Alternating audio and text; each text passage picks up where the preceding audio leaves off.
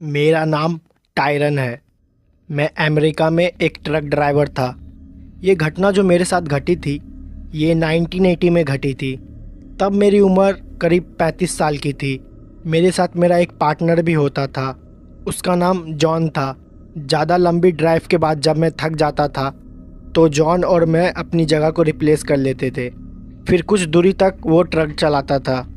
ये घटना Brazilian national highway की है।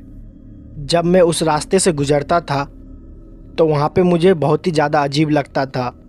वो रास्ता अपने आप में ही बहुत भयानक है। वो हाईवे जंगलों से घिरा हुआ है। उस हाईवे का 20 किलोमीटर का एरिया पूरा जंगल में आता है। जब भी किसी ट्रकर को अपनी डिलीवरी जल्दी करनी होती है तो वो लोग वही रास्ता निकल जाते हैं। नेशनल हाईवे का वो रास्ता एक शॉर्टकट का है जहाँ से वो लोग अपने डिलीवरी पॉइंट पे 2 घंटे पहले ही पहुँच जाते हैं। लेकिन वहाँ पे घटनाएं बहुत ज़्यादा अजीब होती है, इसलिए उन रास्ते पे कोई जाता नहीं है। बहुत लोग कहते हैं वहाँ पे लूट और चोरी बहुत होती है। ट्रकों को रोक के उन्हें लूट लिया जाता है और ट्रक ड्राइवर को मार दिया जाता है। इसलिए ज़्यादातर लोग उस रास्ते से नहीं जाते हैं। ऐसे ही एक दिन ठंडियों का मौसम था। मेरे और जॉन के पास कोई भी डिलीवरी का काम नहीं था, तो हम लोग उस वक्त अपने ट्रकों में बैठे हुए थे। घरों से झूठ बोल के आए थे कि हमें कहीं जाना है ताकि हम लोग थोड़ी पार्टी कर सके। हम दोनों ट्रक में ही बैठे हुए थे और जॉन ने थोड़ी शराब पी रखी थी। मैं भी शराब पीने ही वाला था, लेकिन तभी मुझे एक मैसेज आया। वो मैसेज हमारी कंपनी से आया था। दरअसल ब्राज़ील के एक छोटे से कस्बे में अचानक ही एक एक्सीडेंट हो गया था, जहां पर ढेर सारे लोग हॉस्पिटल में एडमिट हुए थे और उन्हें मेडिकल इक्विपमेंट्स की बहुत ज़रूरत थी। वहां हॉस्पिटल में इतने सारे मेडिकल इक्विपमेंट्स उपलब्ध नहीं थी और हमें उन मेडिकल इक्विपमेंट्स को जल्द से जल्द वहां पे पहुंचाना था। हम सबसे पहले वहीं वेयर हाउस में पहुंचे जहां पे हमें सारे मेडिकल इक्विपमेंट्स मिलने थे। हम लोग वेयर हाउस से मेडिकल इक्विपमेंट्स लेके ब्राज़ील के उसी रास्ते से निकल गए और उसी कस्बे में जा रहे थे। हमें कुछ भी समझ में नहीं आ रहा था आखिरकार हम लोग करें क्या। उस रास्ते से जाने का हमारा बिल्कुल भी मन नहीं था, लेकिन मजबूरी की वजह से हमें जाना पड़ा क्योंकि लोगों की ज़िंदगी का सवाल था। वो पूरा रास्ता करीबन 5 घंटे का था। जॉन बिल्कुल भी ट्रक नहीं चला सकता था क्योंकि वो हल्के फुल्के नशे में था, लेकिन वो मेरे साथ चलने के लिए तैयार हो गया। ट्रक मैं चला रहा था। जॉन काफ़ी ज़्यादा नशे में था, इसलिए जॉन को नींद आ रही थी। कुछ देर ट्रक चलाने के बाद हम लोग हाईवे के उस हिस्से में पहुंच गए जहां से हम लोग को शॉर्टकट लेना था। शुरुआत में ही वो हिस्सा पूरा जंगलों से ढका हुआ था। वहां की रोड तो कुछ ठीक थी, लेकिन वहां से थोड़ा अंदर जाने के बाद थोड़ा रास्ता कन्फ्यूजिंग है। हालांकि मैं उस रास्ते से 1-2 बार दिन की टाइम निकल चुका हूँ, तो वो रास्ता मुझे तो बहुत अच्छे से याद था। मेरा बिल्कुल भी जाने का मन नहीं था, लेकिन हमें डिलीवरी जल्दी से जल्दी करनी थी, इसलिए मजबूरन जाना पड़ा। जॉन हल्की फुल्की नींद में था। मैंने उसे सो जाने के लिए बोला। मैं ये ठान ली थी अगर रास्ते में कोई भी आएगा तो मैं उसके लिए ट्रक नहीं रोकूंगा। मैं लगातार पुलिस वालों से भी बात कर रहा था क्योंकि उन्हें भी पता है ये रास्ता काफ़ी ख़तरनाक है, तो मैं उनको अपना प्रॉपर लोकेशन भी बार बार दे रहा था। दूसरी तरफ से पुलिस वाले भी उसी हाईवे पे आ रहे थे। उन्होंने मुझसे बोला था कि वो मुझे जल्द से जल्द मिल जाएंगे। हाईवे के कुछ ही अंदर जाते वक्त अंदर बहुत ही अंधेरा था। कुछ जगह तो हाईवे ख़राब भी थे। कुछ पेड़ तो टूट के रोड पे नीचे गिरे हुए थे। मुझे बिल्कुल भी नहीं पता कि वो जगह की मेंटेनेंस क्यों नहीं होती है। काफ़ी ज़्यादा अंधेरा था। मुझे बस उतनी ही लाइट दिखाई दे रही थी जहाँ तक मेरी ट्रक की लाइट जा रही थी। मैं लगातार ट्रक को स्पीड में चला रहा था। तभी मैंने देखा मेरे दाईं तरफ एक काली परछाई खड़ी है जो कि मुझे ट्रक रोकने को बोल रही है। मैं उसके सामने से इतनी तेज़ी से ट्रक को लेके गया कि मैंने ध्यान भी नहीं दिया कि वो एक औरत है या आदमी है। हाँ, लेकिन मुझे इतना ज़रूर पता चल गया था कि साइड में कोई खड़ा है जो कि लिफ्ट मांग रहा है। मैं उसको जल्दी की वजह से देख नहीं पाया। मैंने उसे बाद में बैक मिरर में देखने की कोशिश की, वो मुझे नहीं दिखा। मैं फिर दोबारा ट्रक को चुपचाप चलाने लगा। मैंने ये ठान रखी थी कि मैं बिल्कुल भी ट्रक को नहीं रोकूंगा। कुछ दूर आगे जाने के बाद फिर से मुझे दाएं तरफ फिर कोई एक आदमी दिखाई दिया। उसने कोई भी कपड़े नहीं पहने हुए थे। वो बिना पूरे कपड़ा का खड़ा था, जबकि वहाँ पे हल्की फुल्की ठंड थी और जंगल की एरिया में ठंड काफ़ी बढ़ जाती है। मुझे बिल्कुल भी समझ में नहीं आ रहा था आखिरकार वो जंगल में ऐसे खड़ा क्यों था। मैं काफ़ी ज़्यादा डरा हुआ था, इसलिए मैंने ट्रक को नहीं रोका और दोबारा ट्रक को चलाने लगा। मैंने उसे फिर बैक मिरर में देखने की कोशिश की, वो दोबारा मुझे नहीं दिखा। मैं समझ गया था यहाँ पे कुछ ना कुछ अजीब ज़रूर हो रहा है। मैंने जॉन को उठाने की कोशिश की, लेकिन वो काफ़ी ज़्यादा नशे में था, इसलिए उठ नहीं पा रहा था। मैं उस हाईवे के करीबन 3 किलोमीटर अंदर आ चुका था। मेरे पास वापस जाने का और कोई ऑप्शन भी नहीं था, इसलिए मैंने सोचा दिए हुए लोकेशन पे जल्द से जल्द पहुंच जाऊं। उस एरिया में नेटवर्क भी नहीं आ रहा था, इसलिए मैं किसी से भी किसी तरह का कन्वर्सेशन भी नहीं कर सकता। इसलिए मैंने चुपचाप ट्रक चलाने पे ही ध्यान दिया। इन सब चीज़ों को नज़रअंदाज करते हुए मैं रोड पे जा रहा था और आगे रोड पे खून गिरा हुआ था और वो खून काफ़ी ज़्यादा मात्रा में है। मैंने उस खून को देखकर अपनी ट्रक की स्पीड थोड़ा धीमे कर दिया और मैं रास्ते भर उसी खून को देखते हुए जा रहा था। ऐसा लग रहा था किसी ने खून की नदी खुली छोड़ दी हो। पूरी रोड खून से भरी हुई थी। मुझे आखिरकार समझ में नहीं आ रहा था वहाँ पर ये सब हो क्या रहा है। मैं उसी को देखे जा रहा था। फिर मैं अचानक से देखा मेरे ट्रक के सामने वही आदमी आ गया जो कुछ देर पहले नंगा खड़ा हुआ था। वो आदमी मेरे ट्रक से कुचल गया और पूरी तरह से दब गया। उसकी चिल्लाने की आवाज़ भी मुझे सुनाई दी थी और मैं बहुत ही ज़्यादा डर गया था।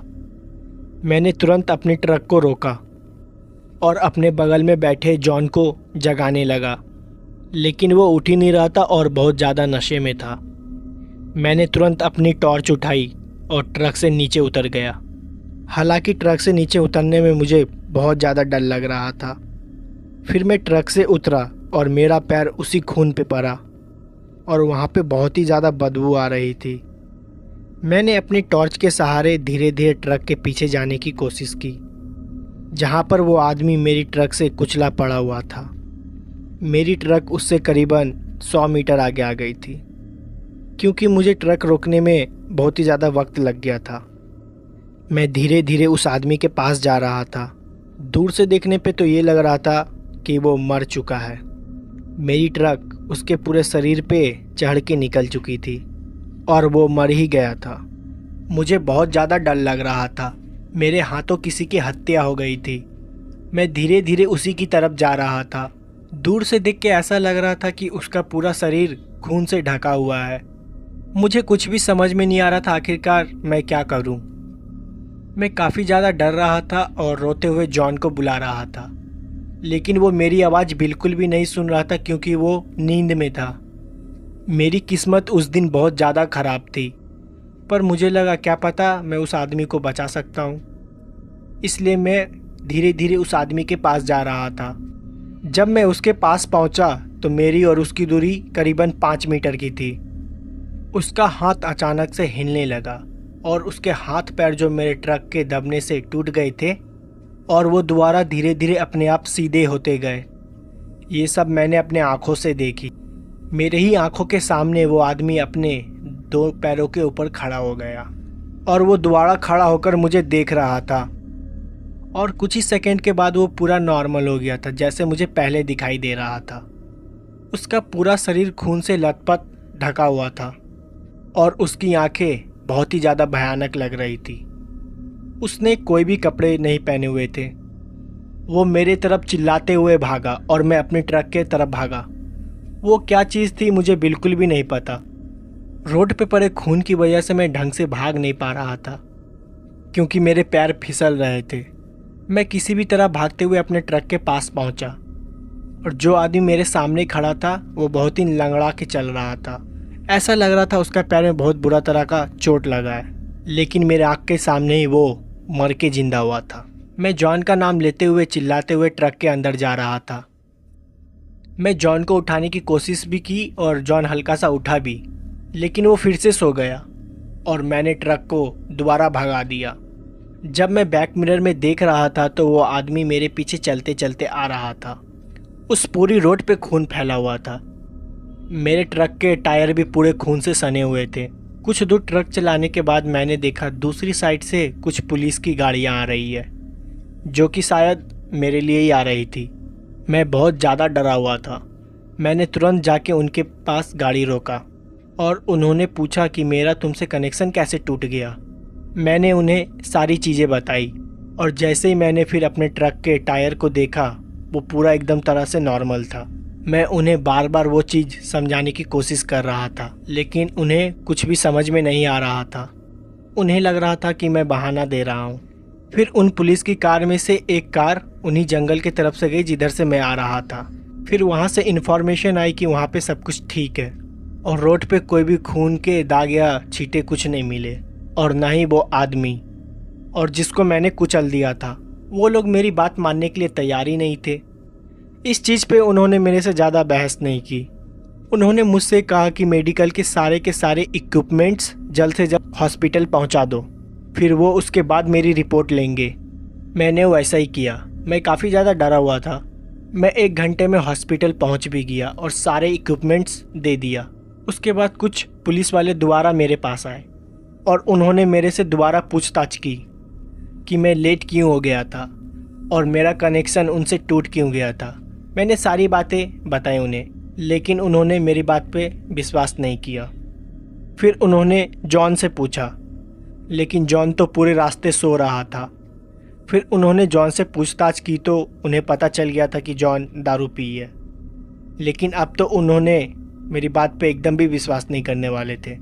उन्होंने मेरा भी अल्कोहल टेस्ट किया, लेकिन मैंने उस टाइम शराब नहीं पी रखी थी।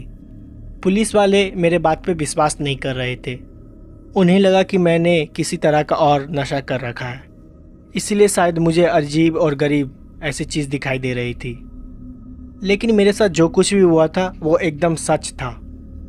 उस घटना के बाद मैं कई दिनों तक उस ट्रक को हाथ भी नहीं लगाई। जॉन ने मुझे बहुत बार चलने के लिए बोला, लेकिन मेरे अंदर उस आदमी का डर बहुत तरीके से भर चुका था। आखिरकार वो कौन था, वहाँ पे क्या कर रहा था, मुझे कुछ भी समझ में नहीं आया। और ये जो अजीब सी चीज़ मुझे दिखाई दे रही थी और किस लिए दिखाई दे रही थी, इसका भी मेरे पास कोई जवाब नहीं था। लेकिन मुझे ये बिल्कुल भी नहीं पता था कि ये मेरा वहम है या सच। अगर ये सच था तो मेरी किस्मत उस दिन बहुत ज़्यादा अच्छी थी कि मैं बच गया, और फिर ऐसी घटना मेरे साथ जीवन में दोबारा कभी भी नहीं घटी। लेकिन फिर उस रोड पर मैं दोबारा कभी भी नहीं गया। आप देख रहे हैं रात का रहस्य, तो चलते हैं आज की कहानी की ओर। तो दोस्तों, बस का सफ़र तो आप लोग करते ही हैं, और बस के सफ़र में अनजान लोग से मेल मिलाप तो ये होता ही रहता है, जो कि आम बात है। अगर वही अनजान आदमी आपको अमीर बना दे और आपके सारे सपने पूरे कर दे, तो फिर आपको कैसा लगेगा। उसी बस में एक ऐसा आदमी था जो मुझे अमीर बनने बोल रहा था, और बाकी जितने पैसेंजर थे बस के, उसने उसको बोला कि आप मुझे अमीर बना दो, आप मुझे अमीर बना दो। पर वो आदमी किसी को भी नहीं बना रहा था। तो मुझे लगा वो आदमी बहुत ही घमंडी टाइप का है। ये सब देखने के बाद मुझे थोड़ा सा अजीब भी लग रहा था, पर वो आदमी किसी का भी नहीं सुना। फिर वो आदमी मुझे बोला, क्या हुआ, आ रहा है तू मेरे साथ। और मुझे कुछ समझ में नहीं आ रहा था, लोग इस आदमी से इतना मिन्नतें क्यों कर रहे हैं, आखिरकार ये है कौन। फिर से उस आदमी ने मुझे बोला, क्या हुआ, आ रहा है तू मेरे साथ। फिर मैं उस आदमी के साथ चला गया दोस्तों। फिर उसके बाद जो मेरे साथ हुआ वो सुन के आप पूरा हैरान हो जाएंगे। दोस्तों, मेरी सारी बात सुनने के बाद आपका भी जो है डर से रूबरू हो जाएगा।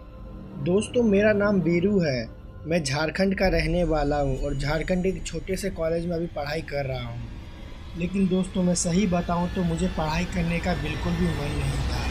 बस घर वाले के चक्कर में मैं पढ़ाई करता था, और घर वाले बोलते थे अगर पढ़ाई नहीं करेगा तो तू पैसे कैसे कमाएगा। घर वाले मेरे पे रोज़ाना डेली चिल्लाते थे और मुझको बोलते थे पढ़ाई नहीं करेगा तो पैसे कैसे कमाएगा। तो मैं बोलता था मैं पैसे और भी तरीके से कमा सकता हूँ, और मैं हमेशा शॉर्टकटी तरीका यूज़ करना चाहता था पैसा कमाने के लिए। इसलिए घर वालन के चक्कर में मुझे मजबूरन पढ़ाई करनी पड़ती थी।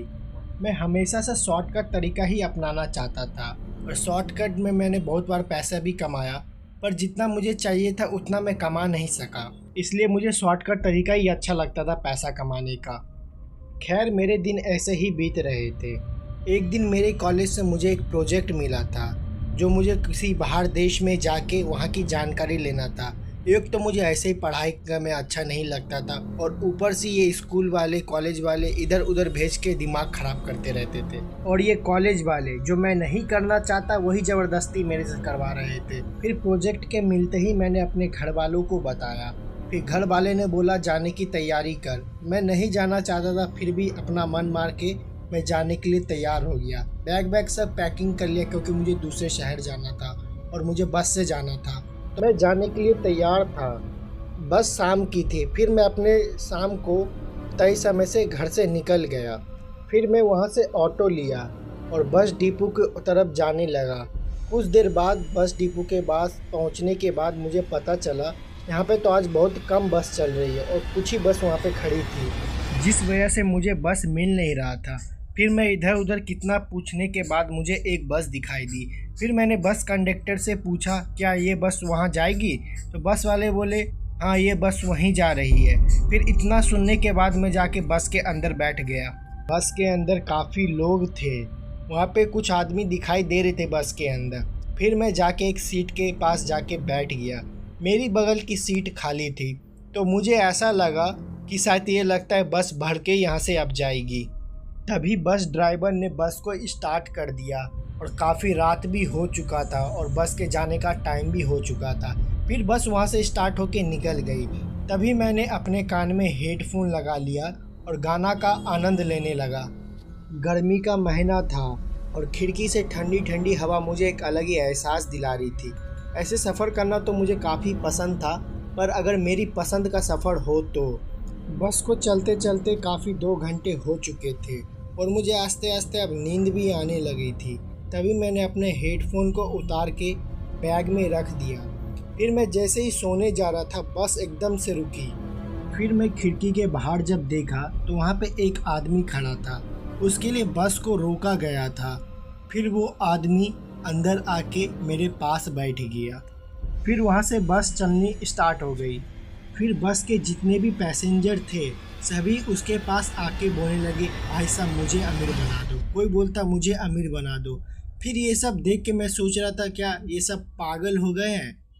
फिर हाँ ये बात था कि वो जो आदमी था पूरे शरीर पे सोने का सामान पहना हुआ था। हाँ इससे ये तो ज़रूर साबित होता था कि वो आदमी जो है बहुत ही मालदार है, पर मुझे ये समझ नहीं आ रहा था कि ये आदमी उसके सामने ऐसे भीख क्यों मांग रहे हैं। और ये आदमी किसी भी बातों का कोई जवाब नहीं दे रहा था। मुझे गुस्सा तो बहुत आ रहा था कि ये आदमी कितना घमंडी है, पर इसको कोई फ़र्क नहीं पड़ रहा था और मुझे गुस्सा भी बहुत आ रहा था उस आदमी पे।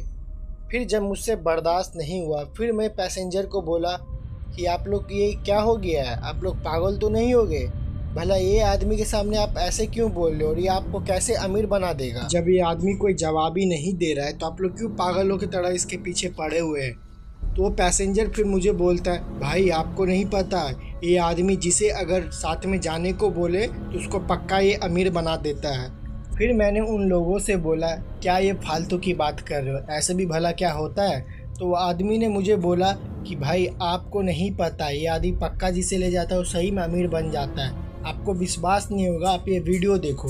फिर मैं वीडियो में देखा तो वो बता रहा था ये मेरा चाचा है जो आज बहुत अमीर बन चुका है, और वीडियो में सही में एक आदमी उसके साथ जा रहा था जो बहुत ही अमीर बन चुका था। मैं ये सब सोच ही रहा था कि भला ऐसे भी कैसे हो सकता है।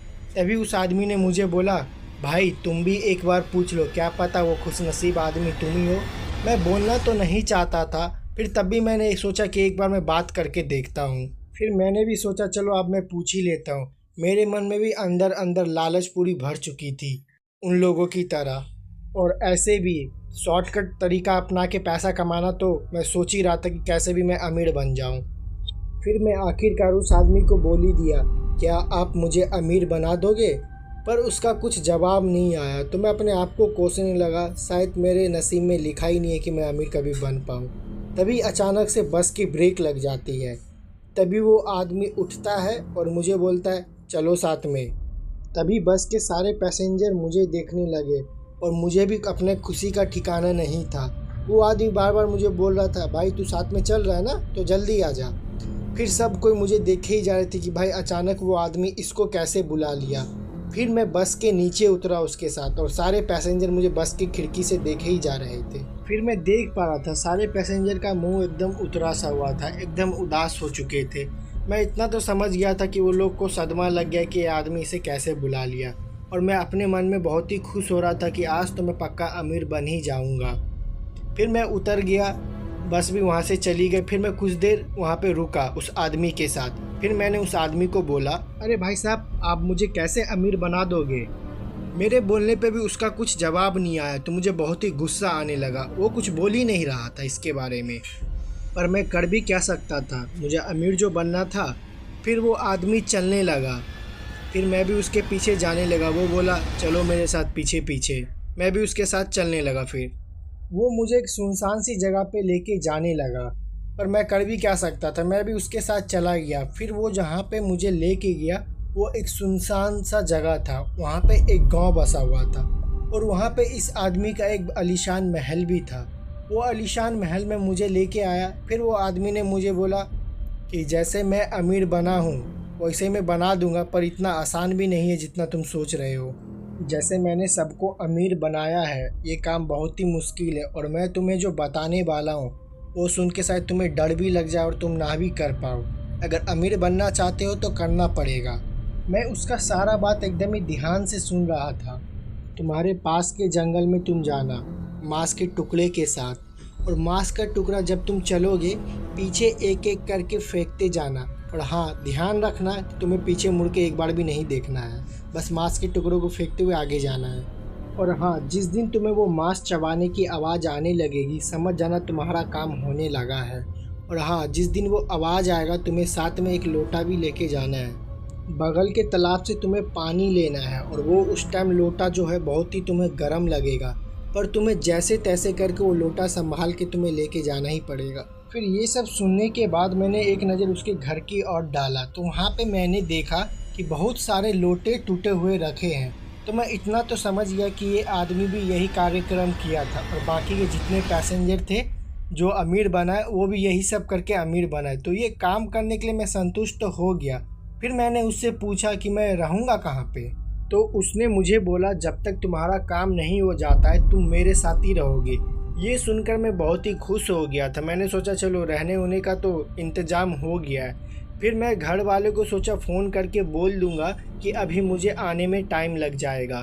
फिर मैंने उस आदमी से बोला भाई साहब मैं रेडी हूँ आप करने के लिए।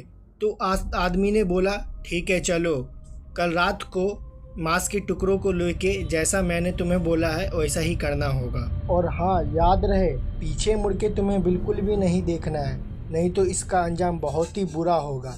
ये सुनकर तो मैं थोड़ा सा डर गया, पर मैं क्या ही करता, बात जो अमीर बनने की थी। फिर ऐसे ही होते होते कल के सुबह के शाम हो गए। फिर उस आदमी ने मुझे बोला ये लो। उस आदमी ने जो मुझे दिया था मांस से भरा हुआ एक झोला था और साथ में एक लोटा भी दे दिया था। फिर से वो जाने से पहले मुझे एक बार बोल दिया जैसा मैंने बताया है तुम्हें वैसा ही करना है। उसके बाद मैं चला गया।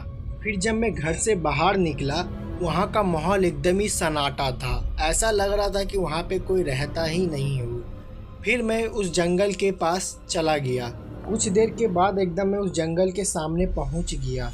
वो जंगल को देखने के बाद तो ऐसा लग रहा था कि बल मानो कि कोई इंसान ही खड़ा हो, इस तरीके का वो जंगल और खौफनाक टाइप का जंगल था। और जो उस जंगल का पेड़ था मानो पेड़ नहीं इंसान ही खड़ा हो। उस जंगल की पेड़ की बनावटी ऐसी थी कि लगता था एकदम सामने कोई इंसान ही खड़ा है मेरा। फिर मैं उस जंगल के अंदर जाने लगा और मांस के टुकड़ों को पीछे फेंकने लगा। मुझे ऐसा महसूस हो रहा था मेरे आसपास कोई है, और वो पेड़ को तो देख के मुझे डर लग रहा था कि कोई मुझे देख रहा है पीछे से। तब भी मैं ये सब बिना सोचे हिम्मत करके मांस के टुकड़ों को पीछे फेंकते हुए आगे बढ़ने लगा। समय आस्ते आस्ते बीतता गया, पर मुझे अभी तक कोई भी मांस चबाने की आवाज़ नहीं आ रही थी। तब भी मैं अपना काम करता हुआ गया। फिर जैसे ही मेरा काम हो गया, फिर मैं दूसरी रास्ते से उस आदमी के पास चला गया, जैसा कि उस आदमी ने मुझे बोला था कि मुझे दूसरे रास्ते से ही आना है। फिर मैं उस आदमी के पास पहुंच गया। फिर उस आदमी ने मुझे बोला कि तुम्हें कोई चबाने की आवाज़ आ रही थी। फिर मैंने उस आदमी को बोला, नहीं, मुझे तो ऐसा कोई भी चबाने की आवाज़ नहीं आ रही थी, पर वो जो पेड़ था वो इंसान की तरह मुझे लग रहा था। फिर उस आदमी ने बोला, वो पेड़ नहीं, इंसान ही है जो अभी पेड़ बन चुके हैं। जिसने गलती की वो पेड़ बन गए। जो 7वां लोटा है अभी तक कोई भी वो लेके नहीं आ पाया। जिसको जितना मिला वो लेके चला गया, और अभी तक ये 7वां लोटा मैं भी लेके नहीं आ पाया हूँ। अगर ये 7वां लोटा अगर तुम भी लेके नहीं आ पाए तो हो सकता है तुम मारे जाओ। अगर तुम लाने की कोशिश करते रहोगे तो बचे रहोगे, जैसा मैं अभी तक बचा हुआ हूँ। इसीलिए कोशिश करते रहना है। जैसे जैसे ये दौर चल रहा है, अगर तुम करना बंद कर दो तो तुम्हारी मौत निश्चिंत है। दोस्तों, ये जैसे आदमी ने मुझे बोला, ये सुन के तो मुझे काफ़ी डर लगने लग गया था। खैर, मेरा लालच उस डर के सामने कुछ भी नहीं था। ये सब बिना सोचे मैंने फिर से सोचा कि नहीं, मैं कोशिश करती रहूँगा। फिर ये सब छोड़ के मैं अगली ही सुबह दूसरे दिन में वापस चला गया उस जंगल के पास। फिर जो मैंने देखा वो सब मांस के टुकड़े ऐसे ही पड़े थे, एकदम वैसा ही माहौल था। फिर मैंने उतना नहीं सोच के अपना काम जारी कर दिया। फिर मैंने मांस के टुकड़ा पीछे फेंकना शुरू कर दिया। फिर जैसे ही मेरा मांस ख़त्म हो गया, फिर वही दूसरी रास्ता से मैं उस इंसान के पास पहुंच गया। फिर मैंने उस आदमी को सब बात बताई कि आज भी मुझे मांस चबाने की कोई भी आवाज़ नहीं आया। तो उस इंसान ने मुझे बोला कि बस तुम काम करते रहो। ऐसे करते करते मुझे 3 दिन बीत चुका था। फिर मैं जैसे ही चौथे दिन उस जंगल के पास पहुंचा, तभी मेरे कानों में मांस चबाने की आवाज़ आने लगी। ये सुन के तो मेरे पूरे कान खड़े ही हो गए और मैं अंदर ही अंदर खुश होने लगा था कि आज तो मेरा काम पक्का हो ही जाएगा। फिर मैं तभी वो तालाब जिसकी वो आदमी बात कर रहा था, वो तालाब की ओर में बढ़ने लगा। और वो तालाब देखने के बाद तो मैं थोड़ा शॉक सा हो गया, क्योंकि वो बाकी तालाब से बहुत ही अलग था। फिर मैंने उतना सोचा नहीं, वो तालाब के पास जाके उस तालाब का पानी ले लिया लोटा में। और अचंभे की बात तो ये थी, वो लोटा का पानी पूरा ही गर्म हो चुका था। मैं जैसे तैसे करके जल्दी जल्दी वो लोटा के लेके उस आदमी के पास पहुंचा। और पहुंचते ही आदमी ने मुझे बोला, क्या हुआ, आज तुम्हें वो आवाज़ ठीक से सुनाई दी? तो मैंने बोला, हाँ, मुझे आज वो आवाज़ सुनाई दी। और वो लोटा को मैं आदमी को देने लगा। तभी उस आदमी ने मुझे बोला कि लोटा को तुमने एक बार देखा भी है? मैंने ना में जवाब दिया। फिर मैं सोचा कि एक बार मैं लोटा पे ध्यान देता हूँ। फिर मैं जैसे ही लोटा के अंदर देखा तो उसमें सही में पूरे सोने के सिक्के भरे हुए थे। उस सोने के सिक्के को अब मैं अपने हाथों से छूने लगा था, और छू के मुझे ऐसा एहसास होने लगा था, अब तो मैं अमीर बन ही जाऊंगा, अब मुझे कोई चीज़ की भी कमी नहीं होगी। फिर मैंने उस आदमी को बोला कि ये तो मुझे मिल गया है, अब क्या मैं जा सकता हूँ? उस आदमी ने बोला, ज़्यादा खुश मत हो, ये तो पहला पड़ाव था, अभी 6 पड़ाव और बचा हुआ है। तो उस आदमी ने बोला, अगर मैं ना करूँ, यही लेके चला जाऊँ तो? उस आदमी ने बोला, तुम लेके जा सकते हो, पर इससे तुम ज़्यादा दिन बचोगे नहीं, मारे जाओगे। ये उस आदमी की बात सुन के तो मुझे ऐसा लग रहा था कि मैं यहाँ पे फंस चुका हूँ। फिर मैंने उस आदमी को बोला, ठीक है, मैं अपना पूरा कोशिश करूँगा। फिर ये काम ऐसे ही चलता रहा, पर ऐसे करते करते मैं 5वें लोटे तक ही पहुँच गया और मेरी हिम्मत पूरी टूट चुकी थी और मुझे घर जाने का भी बहुत मन कर रहा था। और मैं सोचा कि मैं उस आदमी को जाके बोल दूं कि अब मेरे से नहीं हो पा रहा है। फिर मैंने उस आदमी को बोल दिया, अब मेरे से नहीं हो पा रहा है, मेरे अंदर बिल्कुल भी साहस नहीं है। उस आदमी ने बोला, तुम जा सकते हो, पर तुम ज़्यादा दिन बचोगे नहीं, और ये जो सोना है तुम यूज़ नहीं कर पाओगे, तुम्हारा फैमिली ही यूज़ कर पाएगा। तो ये सुन के मैं डर गया। फिर मैंने उस आदमी को बोला कि इससे बचने का कोई उपाय नहीं है। उसने बोला, उपाय है, यहाँ से थोड़ी ही दूर आगे एक संत बाबा बैठते हैं, वो बाबा सारी समस्या का हल करते हैं, तुम्हारा भी हल कर देंगे। अगर वो चाहेंगे तो तुम बच पाओगे, पर उनसे मिलना इतना भी आसान नहीं है जितना तुम सोच रहे हो। फिर मैंने उनसे बोला कि वो तो अब मैं देख लूँगा, मुझे कैसे जाना है। फिर सारा सामान लेके मैं निकल गया। फिर मैं वहाँ पे पहुँच गया जहाँ पे वो बाबा रहते थे, पर मैं किसी से भी पूछता तो कोई मुझे उनसे मिलने ही नहीं देता। ऐसे ही करते करते मुझे 1-2 महीना बीत चुका था। फिर मेरा जो शरीर है वो भी बदलने लगा था। मैं इतना तो समझ गया अब मेरी मौत पक्की है, ना ही मुझे वो बाबा से कोई मिलने दे रहा था। मैं यही सब मन में सोच ही रहा था, अब तो मैं बचूंगा नहीं। तभी मुझे दिखाई दिया वो संत का गेट। तभी मैंने अचानक से वो बाबा का गेट खोल दिया और वो बाबा वहीं पे थे। अचानक मुझे उनकी दर्शन हो गई। उनके आशीर्वाद से मैंने उनसे बातचीत की। उन्होंने बोला तुम्हें कुछ नहीं होगा। फिर तभी मैं नॉर्मल हो गया, मैं पूरा ठीक सा हो गया था। फिर मैं अपने घर जाने लगा। वहाँ पे मेरे मम्मी पापा बहुत ही परेशान थे। दोस्तों फिर मैं घर पहुँच गया, पर मुझे अभी भी लगता है कि मैं कहीं मर ना जाऊँ। पर वो बाबा की कृपा से मैं अभी भी ठीक हूँ एकदम, और मैं उनको बहुत पूछता भी हूँ। तो दोस्तों इस कहानी में बस इतना ही। कहानी पसंद आया हो तो चैनल को सब्सक्राइब करें, लाइक करें, कमेंट करें, और आप कमेंट में बताइएगा आपको किस टाइप का कहानी चाहिए। हम आपकी कहानी ज़रूर लेके आएंगे। तो इस कहानी में बस इतना ही।